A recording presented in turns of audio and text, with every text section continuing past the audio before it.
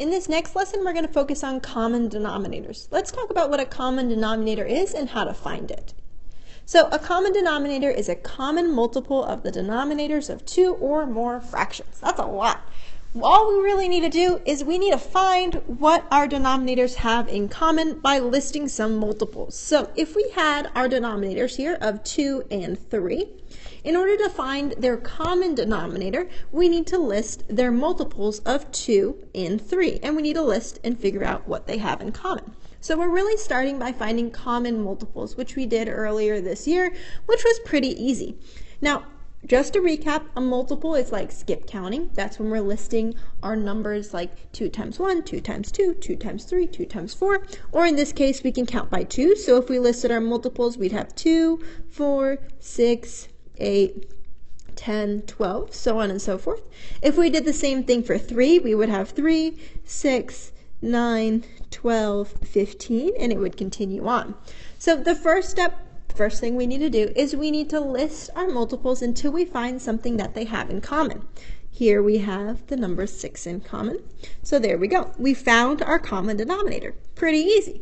We're not done yet though, unfortunately. Now we need to change these fractions so that they have that as a new denominator. Now that might sound tricky, but it's really not that hard. All we need to do is set up some equivalent fractions with our new denominator. So for 1/2, what we're going to do is we're going to create an equal sign and we're going to write a 6 in our denominator. The only new thing we're going to have to find now is our numerator. And we're going to do the same thing for 1/3. Now, how do we find what that numerator is? It's not just going to be what's already there, in this case of 1. We have to do a little bit of math. So we need to think to ourselves, if we're multiplying 2 times something to get 6, what would we multiply times? We'd multiply times 3. And we learned earlier that when we're finding equivalent fractions, whatever we do to our numerator, we do to our denominator, or whatever we do to our denominator, we do to our numerator. So in this case, because we're multiplying our denominator times 3, we're also going to multiply our numerator times 3. Well, 3 times 2 gives me 6, and 3 times 1 gives me 3. So 3/6 is my new fraction on this side. I need to go ahead and I need to do the same thing with my 1/3. So I'm going to multiply 3 times something to get me 6. I need to multiply 3 times 2 to get me 6, and I need to do the same thing on my numerator. So 3 times 2 gives me 6, 1 times 2 gives me 2, and here is my new fraction. Why do you think we would find common denominators? Look at these two fractions now. We have 3/6 and we have 2/6. What was the benefit of finding a common denominator?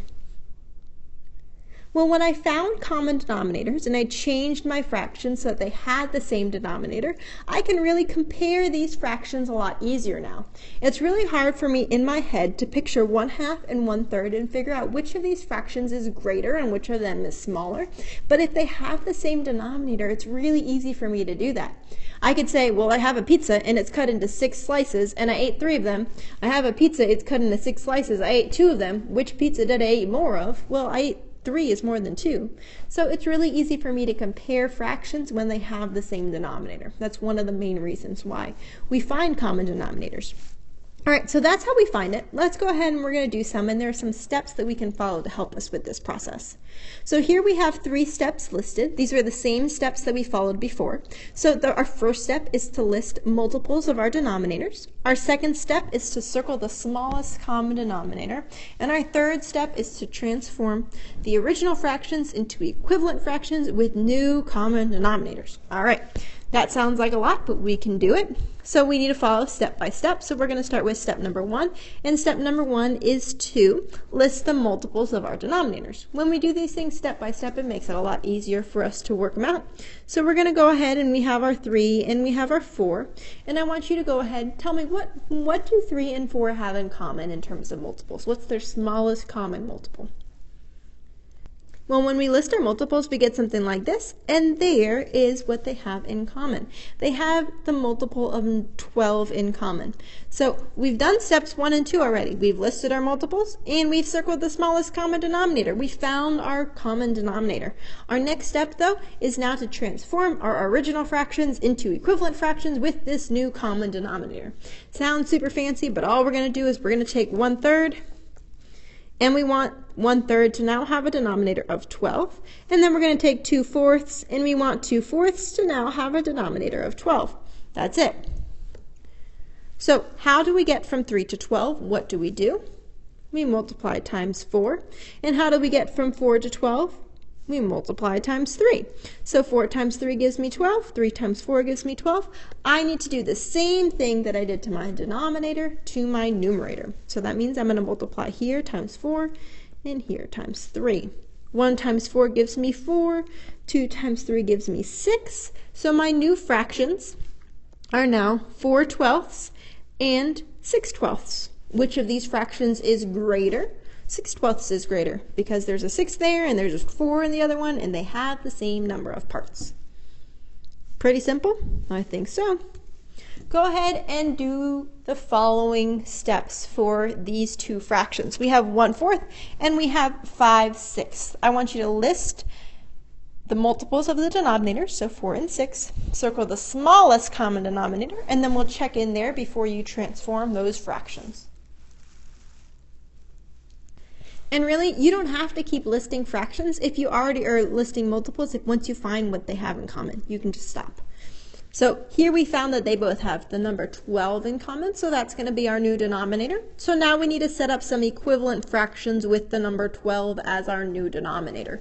So we're going to write the fraction 1/4 and put a 12 in the denominator. We're going to leave some space, then we're going to do 5/6 and put a 12 in our denominator. And now I need to find what those fractions would equal. So 1/4 is equal to what as a new fraction with 12 as a denominator? And 5/6 is equal to what with a new fraction with 12 in a denominator? When I go from 4 to 12, I need to multiply times 3. So I need to do the same thing up here to my numerator. So I now have 3/12. When I go from 6 to 12, I multiply times 2, and that gives me 12. So I need to do the same thing here, and I get 10. So here is my new fraction for 5/6. 3/12 and 10/12. 10/12 is the greater fraction because 10 is greater than 3. There are my two fractions with common denominators. All right, we have one more of these for you to do, and then we have two word problems to take a look at. We have 4/12 and we have 5/8. Go ahead and list their multiples of the denominator. Circle their common denominator. We'll check in there to make sure we have the same common denominator before we transform our fractions. This one was a little bit trickier, but I believe that you probably got it. Our common denominator is 24. 12 and 8 both have 24 in common when we list their multiples. All right, now we need to transform our fractions.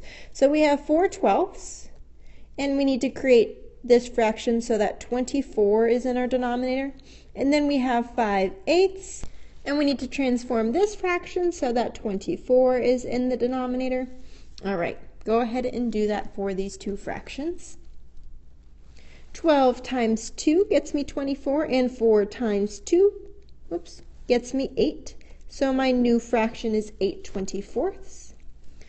8 times 3 gets me 24, so 5 times 3 gets me 15. So I have 15/24, and 15/24 is greater than 8/24. So I found my common denominator.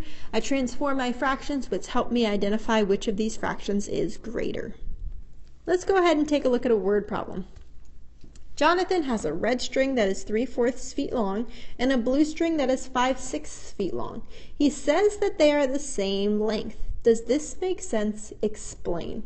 I want you to think about this problem, and then I want you to write me two sentences that tells me, does this make sense? Are 3/4 and 5/6 the same? In order for us to find if 3/4 and 5/6 are the same, well, we've learned how to compare fractions by just creating common denominators. So that's what we should do to figure out if 3/4 and 5/6 are the same. We're going to have 3/4, and we need to change these fractions so that they have a common denominator so that we can compare them. So let's go ahead and list our multiples of 4 and 6. And I see pretty soon that they have 12 in common. So now I just need to change these fractions so that they have a denominator of 12. And this is going to allow me to see if these fractions are the same or if they're different. So 4 times 3 gets me 12, 3 times 3 gets me 9. So here I have 9/12. 6 times 2 gets me 12, 5 times 2 gets me 10. So the question now is, are 9/12 and 10/12 the same? No, they're not.